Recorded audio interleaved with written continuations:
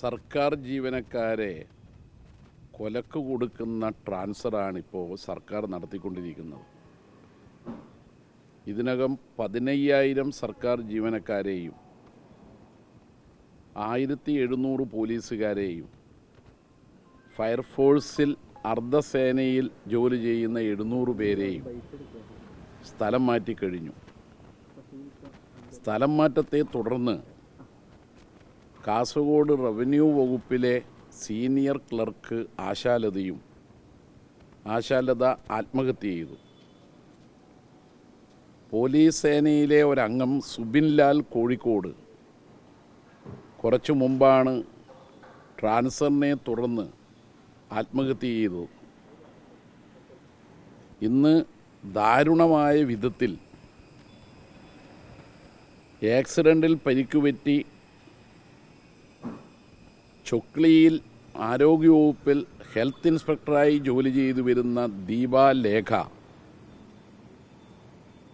പെട്ടെന്ന് ട്രാൻസ്ഫർ വന്നപ്പോൾ അതിലുള്ള സ്ട്രെസ്സും മറ്റും മൂലം കാർഡിയാക് അറസ്റ്റ് ഉണ്ടാവുകയും മരണപ്പെടുകയും ചെയ്തു.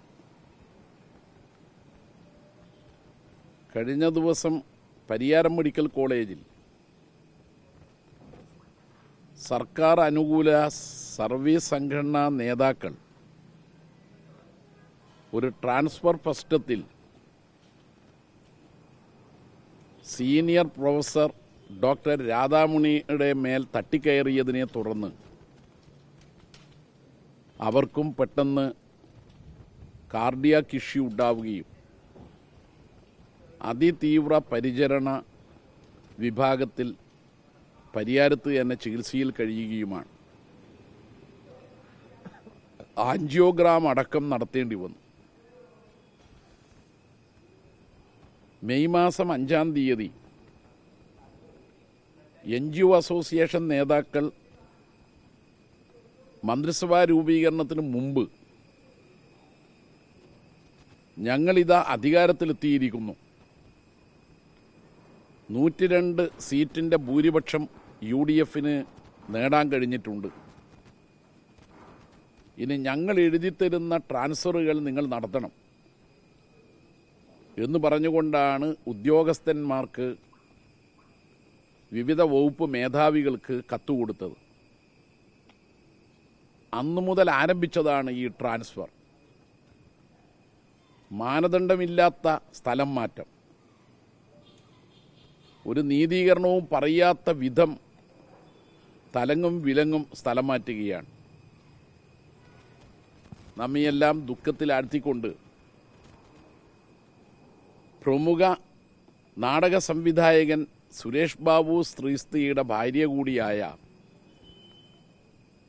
ദീപലേഖ ആരോഗ്യവകുപ്പിൽ HI തസ്തികയിൽ ജോലി ചെയ്യുന്ന ആ സ്ത്രീ നല്ല അംഗീകാരവും സേവന സന്നദ്ധതയുമുള്ള ഒരു സർക്കാർ ജീവനക്കാരിയാണ് എന്ന പേര് കേട്ടയാളാണ്. അവർക്ക് ആക്സിഡൻറ്റിൽ പരിക്കുപറ്റി, കാലൊടിഞ്ഞു. അതിനെ തുടർന്ന് ട്രാൻസ്ഫറിൻ്റെ കരട് പ്രസിദ്ധീകരിച്ചപ്പോൾ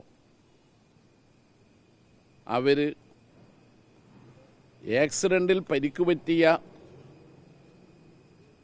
ആ പരിക്കിൻ്റെ സർട്ടിഫിക്കറ്റ് അടക്കം എല്ലാ രേഖകളോടും കൂടി DMOന് അപ്പീൽ കൊടുത്തു.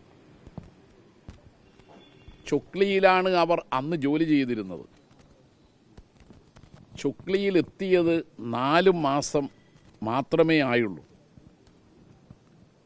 4 മാസത്തിനകം ഒരു ട്രാൻസ്ഫർ അവർ പ്രതീക്ഷിക്കുന്നില്ല. ചൊക്ലിയാവുമ്പോൾ പ്രത്യേകിച്ച്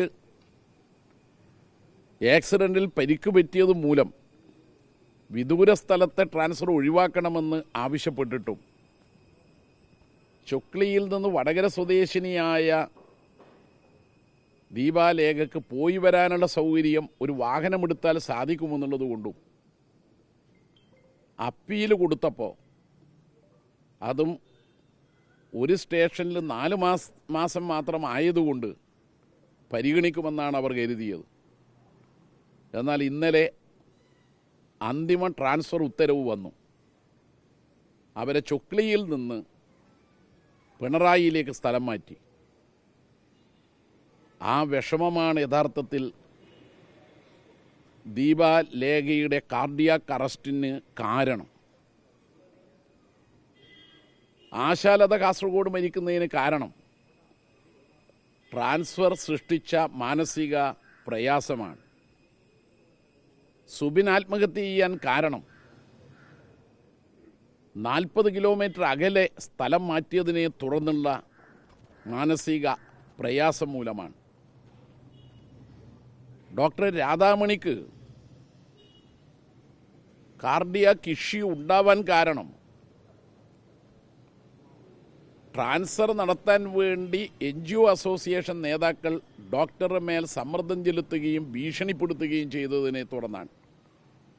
ചുരുക്കത്തിൽ UDF സർക്കാർ അധികാരത്തിൽ വന്നതിന് ശേഷം സർക്കാർ ജീവനക്കാരെ കൊലക്കു കൊടുക്കുന്ന ട്രാൻസ്ഫറാണ് ഇപ്പോൾ നടന്നു വരുന്നത് എന്നത് കണ്ണൂർ ജില്ലയിലെ ഈ 2 ഉദാഹരണങ്ങളും തൊട്ടയൽ ജില്ലയിലെ 2 ഉദാഹരണങ്ങളും വ്യക്തമാക്കുന്നുണ്ട്. അതുകൊണ്ട് ഇത് സർക്കാർ തിരുത്തുന്നില്ലെങ്കിൽ ജനകീയ പ്രതിഷേധം ശക്തമായി ഉയർന്നു വരിക തന്നെ ചെയ്യും.